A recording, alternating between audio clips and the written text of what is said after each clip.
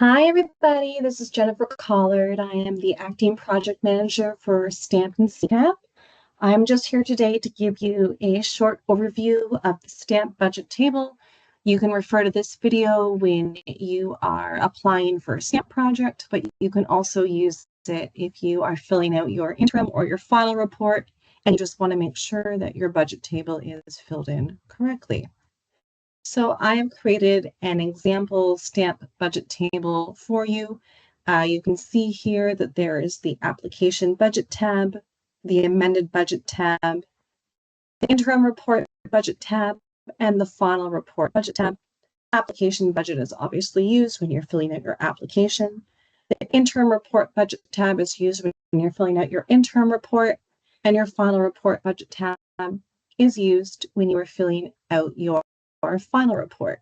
If there's been no changes between your initial application budget, you can just copy and paste the application budget into the interim budget tab or into the final report budget tab and submit that with your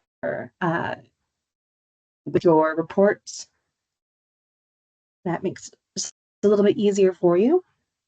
The amended budget tab is used when there was a request from WHC and the grant was accepted, but perhaps the grant funding amount that was provided from WHC was lower than the initial ask in the application budget, and so you have to go through and update the budget for review by WHC. So for an application, obviously, we're going to be popping back over here to the application tab. I've made an example conservation networking project budget table application. Here on the top, we ask for the applicant name, so that's the application organization, the project title, so that's the example project title that you would put in here.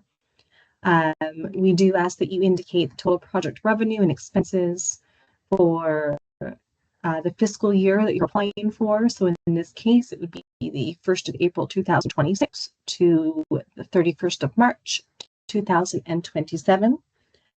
We have added the ability to use retroactive funds towards match within a year of the project start. So if you are going to be using retroactive funds in your budget table, please clearly indicate the year that the funds were acquired.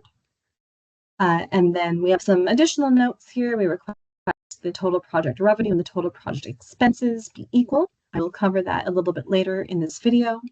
We request that the Wildlife Habitat Canada line item within the project revenue and the WHC grant funding request also be equal. I'll also cover that. We also request that the projects clearly demonstrate a minimum of 1-to-1 funding match ratio in the fiscal year, and that any funding from the Government of Canada programs cannot be considered as match, and it's automatically removed from the totals below. So in the example here,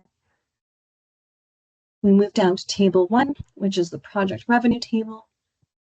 You can see that the request is for $15,000 from WHC. There's other contributors and partners and year funds acquired that I put in as examples, things like private donations, community center being used as a donation, individuals donating time or knowledge, program participant registration, the application organization, and for example, Environment and Climate Change Canada, which in this case will be removed from the totals. So in the case that ECCC was providing $5,000 towards the project, you can see that that would be put in as confirmed, and it would be put in as a federal funding partner so that it knows to remove it from the totals below. And you can see here that the cash total shows $42,000 in the orange tab, but $22,000 in the gray tab, which is showing that that's the cash amount with WHC funding and government funding removed. The in-kind total is showing $6,000, and the total total is showing $48,000 in the orange tab and $28,000 in the gray tab. So again, that's with WHC and government funding removed. And the match ratio will be calculated in this blue box down here. In this case, the match ratio is 1.86. And that number has to show a minimum of 1 to 1. So it has to show a minimum of 1 in that blue section before you can submit it for review. Your second table is going to be your project expenses table.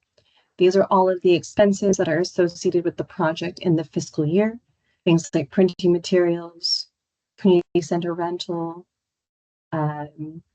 staff wages, staff time, lodging, transportation, all of these things we put it in as individual expense details. In this table below, we choose a NAEMOP associated category. In this particular case, I've chosen communication and education, but there's a drop-down menu here. You can see that there's other categories that you can choose from depending on the project. If you have any questions about the NAEMOP associated category, you can click here and more information will be provided. You put in if it's a cash or an in-kind expense. So cash expenses go in this section. In the example of the community center rental, I've used it as an example that this particular piece is being donated. So it would go in the in-kind section. And then it totals down at the bottom, and the total project expenses. So the cash total of $42,000, the in-kind total of $6,000, and the total of $48,000 in table number 2 have to match the orange section in table number 1. Moving down to table number 3, which is the use of the WHC grant funding request. In this case, $15,000 has been requested from WHC. So the total in this green section at the bottom is going to show $15,000, which is going to match the $15,000 that's been requested at the top. In this table, you're going to put in how the WHC grant funds are being used. So under expense detail, you'll put in things like printing materials, wages, rental and gas expenditures, honorariums, notebooks and pens, that kind of stuff. The NAEMOP associated category I put in as communication and education, but again, you can choose something else if it is more accurate for the project. The expense category from WHC, we put in things like communications and printing, salary and wages. Again, there's a drop-down menu. You can choose what is the most appropriate expense category. And then you put in the total amount of cash that's going towards that. In the section here, if there's acres associated with the WHC funds, then you can put it in the section here. For example, 230 acres of wetland. You can also put in acres of woodland, acres of upland, riparian acres. So if the WHC funds are directly being associated with acres, they can go in this section. So down at the bottom, it will show the WHC grant funding request of $15,000, which matches at the top. So once the green sections are showing the same total, the orange sections are showing the same amount, and the match ratio is showing a minimum of 1 to 1, you're ready to attach your budget table to your application and send it through to WHC for review. If there are any questions at any time about anything to do with the budget table, you can always feel free to call me at extension 267, or you can feel free to email me at grants@whc.org. We're happy to help answer any questions at all. And that's it for the example of the stamp budget table. Thanks very much.